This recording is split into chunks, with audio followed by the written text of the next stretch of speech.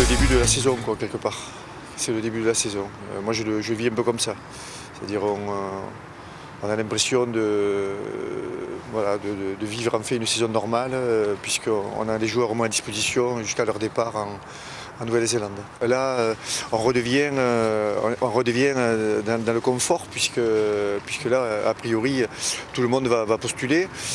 Donc du coup, on va essayer de ne pas refaire ce qu'on a fait pendant 2 mois, c'est-à-dire prendre des risques avec la santé de nos joueurs. Ça n'a pas le même parfum qu'avant parce que les groupes ont été énormément évolué un peu plus à Paris que chez nous, mais ça n'a plus la même connotation qu'avant.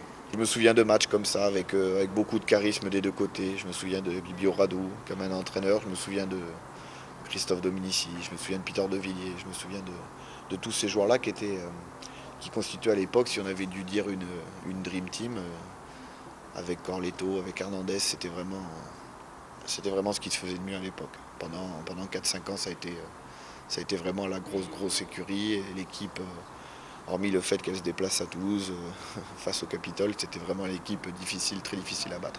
On a fait souffler nos cadres. On a mis Pascal Papé au repos, Sergio Parise au repos, David Atoub au repos. Ah, j'en plaisante parce que le moment est inquiétant et grave, parce que voilà, on n'a pas un gros effectif, et quand on a des joueurs déjà cadres qui sont blessés, eh bien, ça devient très compliqué. On va essayer de faire un bon match contre Toulouse. On sait que ça va être très difficile, mais voilà, je répète, on y va avec la plus grande humilité pour se mesurer à cette belle équipe de Toulouse.